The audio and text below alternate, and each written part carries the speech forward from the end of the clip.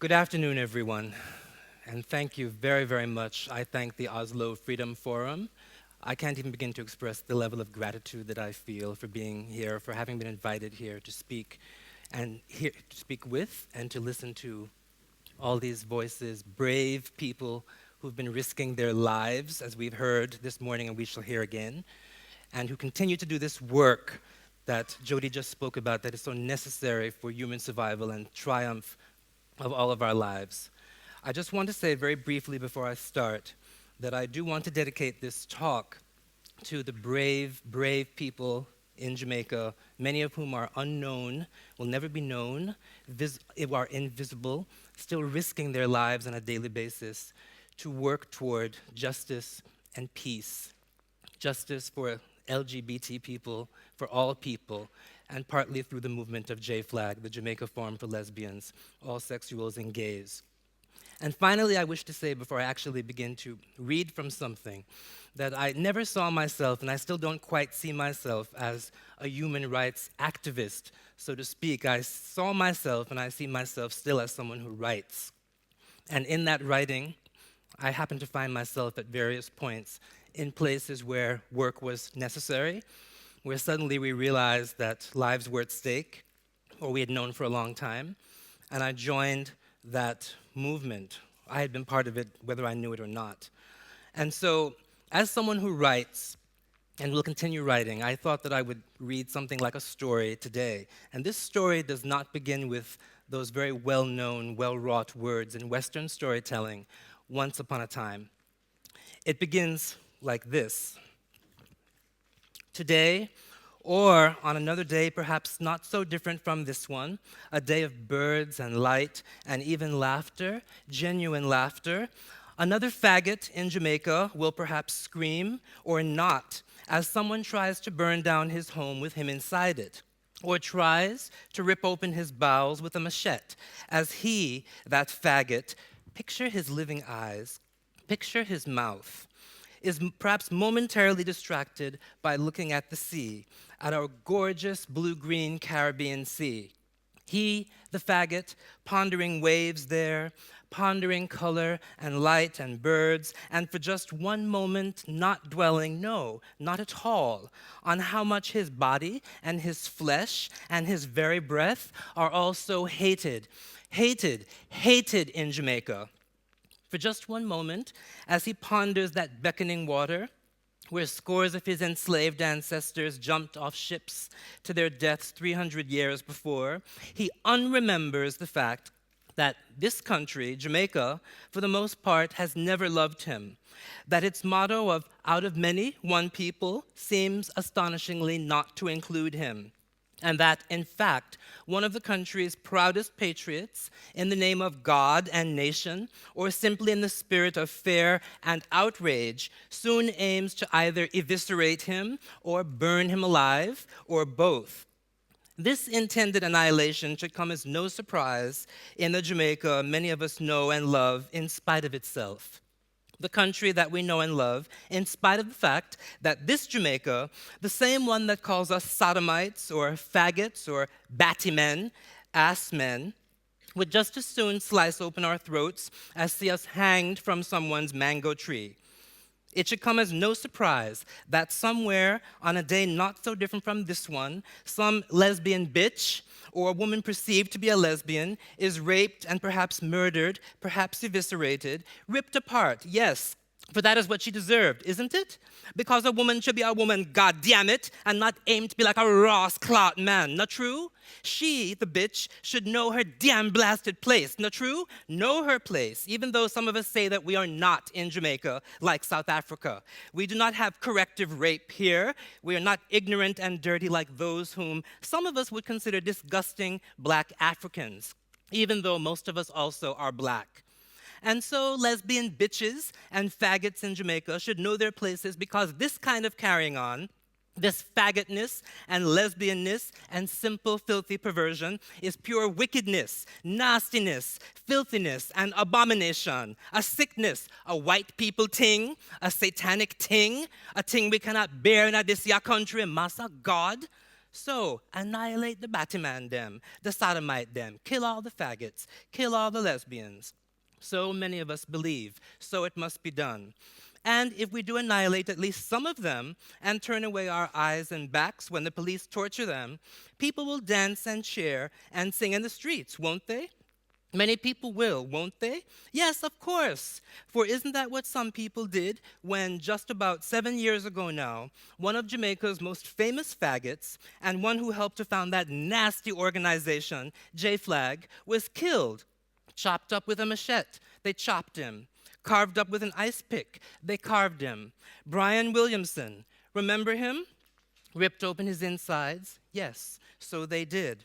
And people danced in the street where he lived as his still warm corpse that June morning was carried out of his house by the police. And many people who were watching on that lovely day as they danced sang the song, that so infamous song, Buju Banton's annihilation anthem, boom, bye, bye, in a batty boy head, rude by not promote the nasty man, them after dead. Shoot homosexuals in the head. They should all be killed. Because that is what we deserve, many people in Jamaica still believe.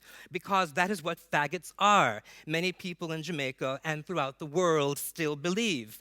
Unpersons, not people, things, pedophiles, aberrations, the depraved things called faggots, lesbian bitches, sodomites. And so here is evidence of the great harm that the denial of full human citizenship does to human beings. Denial that makes people into ghosts, unpeople, things. Things which, because less than human, are more easily hated, feared, despised, and killed. And so, perhaps 12 and a half years ago, the small group of us who founded J-Flag had already had enough of our thingness, or had decided to pay it no attention and move on. Perhaps we had had enough of faggots' body parts tossed into ravines for mangy dogs to sniff and consume, and policemen's batons cracked into our skulls, either before or after those batons had been shoved up our asses and then down our throats. Perhaps we decided that it might be better to face head-on the possibility of being chopped up instead of living always in fear of being chopped up. I remember that one of us, who soon after left the group, asked us with great concern in regard to the danger of the work to come, quote, "But if you were a Jew in Nazi Germany, would you go about stating loudly that you were a Jew?" Unquote. None of us could say what Jews, individually or collectively, would have done. I replied, "But what else can we do, man? What else is there to do now, man?" And so impossibly, we went forth and went forth again, so that 12 and a half years later, the organization lives on, and only one of the founders has been murdered. And many more lesbians and gay men and some transgendered people have found in J-Flag a place in Jamaica that they can call home of a kind, a place that they can call their own, a place where, on a day not so different from this one, or one exactly like it, they can sit down, recalling at some point the beauty of our gorgeous blue-green Caribbean Sea, and actually touch the miracle of their own living flesh, and say or think, yes, I exist. I'm alive, I'm here, and that is a good thing. Alive and here, where, at least for now, no one will try to toss acid upon me, or spit in my face and call me an abomination, or cut off my hands and hate me because I'm filth, they say. Sickening filth. Not here, where I can be alive, where I can have flesh, a face, and my own hands. And as for Jamaica, it has had to contend with us. Contend with us, though it has rarely seen our faces. For to show our faces in Jamaica, even now, perhaps especially now, just might bring death, just might bring fire and kerosene and machetes. But Jamaica knows more than ever now that we are here, there. It knows more than ever now, our beloved but often cruel country, that it may kill some of us, but by no means all. It cannot murder all of the women. It cannot annihilate all of the men. Our prime minister knows it. Our parliament knows it. Fire and machetes, but also resistance. Everyone knows it. Ultimately, Perhaps I really wanted to help form J Flag because of him, because of that little faggot sitting there, broken fingered and partly burned, in a dark, lonely corner of my most realistic and intimate imagination, a corner of exile and sometimes death.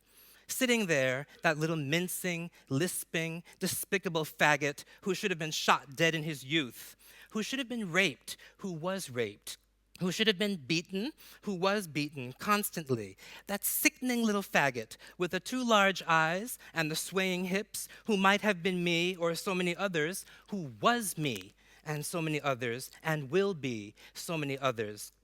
It is for him and for all the others, for the women, for the men, for the mannish women and the womanish men and all those yet to come, that I'm sure we walked toward great fear and uncertainty, but also toward the power of freedom and liberation.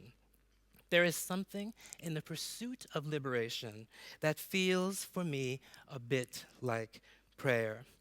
Let these words then, and a part of this day, be a kind of prayer for all of them, for us, and also for the dead. A prayer with open hands and heart for the living and the dead. A prayer that already knows that the time is coming, will come, when a faggot or sodomite might walk alongside our beautiful Caribbean and think of nothing but water, waves, silence. Just walk, and on a day not so different from this one, gradually turn his or her face up to the sky and think, but yes, here, alive, here, where I am, where I can be, alive. Thank you.